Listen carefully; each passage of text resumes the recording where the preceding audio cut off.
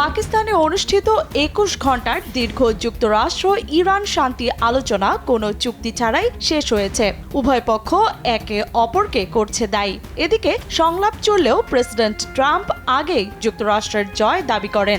এছাড়া তেল আবিবে হাজার হাজার মানুষ যুদ্ধবিরোধী ও সরকার বিরোধী বিক্ষোভে অংশ নেয়। হরমুজ প্রণালী ইস্যুতেও অনড় অবস্থানে রয়েছে তেহরান। কি ঘটছে মধ্যপ্রাচ্যে, চলুন জেনে আসি আজকের আপডেট।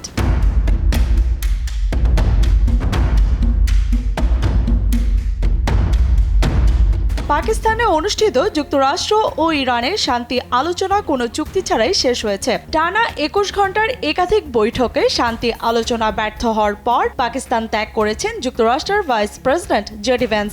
দীর্ঘ আলোচনার পর কোনো সমঝোতায় পৌঁছানো না যাওয়ায় কূটনৈতিক প্রচেষ্টা আপাতত থেমে গেছে। ইরান ও যুক্তরাষ্ট্র কয়েকটি বিষয়ে অগ্রগতি করলেও গুরুত্বপূর্ণ ২ থেকে ৩টি ইস্যুতে মত পার্থক্য থাকায় কোনো চুক্তি হয়নি বলে জানান ইরানের পররাষ্ট্র মন্ত্রণালয়ের মুখপাত্র ইসমাইল বাঘাই। একদিকে ইরান বলছে সাফল্য নির্ভর করছে যুক্তরাষ্ট্রের আন্তরিকতার উপর, আর অন্যদিকে যুক্তরাষ্ট্র জানায় তাদের শর্ত মানেনি তেহরান।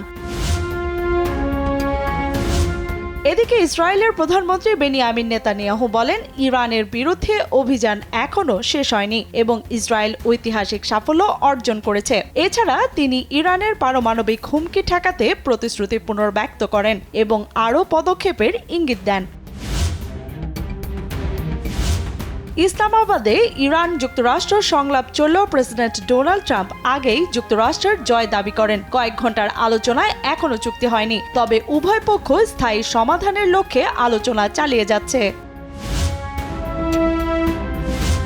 এদিকে হরমুজ প্রণালীতে মাইন অপসারণে মার্কিন যুদ্ধ জাহাজ প্রবেশ করেছে বলে জানিয়েছে সেন্টকম, তবে ইরান তা অস্বীকার করে কঠোর ব্যবস্থা নেয়ার হুঁশিয়ারি দিয়েছে। গুরুত্বপূর্ণ এই তেলপথ ঘিরে নতুন করে তৈরি হয়েছে উত্তেজনা।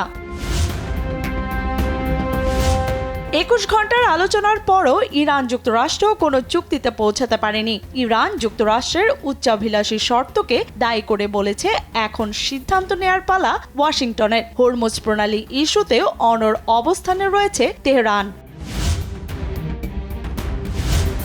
ইরানকে আকাশ প্রতিরক্ষা ব্যবস্থা সরবরাহের অভিযোগ সরাসরি অস্বীকার করেছে চীন। বেইজিং বলেছে তারা কোনো পক্ষকে অস্ত্র দেয়নি। এদিকে যুক্তরাষ্ট্র ইরান যুদ্ধবিরতি ও চলমান আলোচনার মধ্যেই নতুন করে কূটনৈতিক উত্তেজনা তৈরি হয়েছে।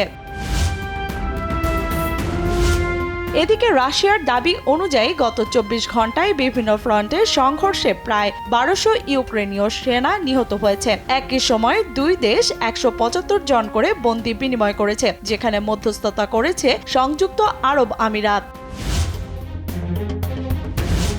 তেল আবিবে হাজার হাজার মানুষ যুদ্ধবিরোধী ও সরকার বিরোধী বিক্ষোভে অংশ নেয়। ইসরায়েলি প্রধানমন্ত্রী বেনিয়ামিন নেতানিয়াহুর বিরুদ্ধে দুর্নীতি ও যুদ্ধনীতির প্রতিবাদ জানানো হয়। আদালতের সীমা অতিক্রম করেও বিক্ষোভ ছড়িয়ে পড়ে বিভিন্ন শহরে।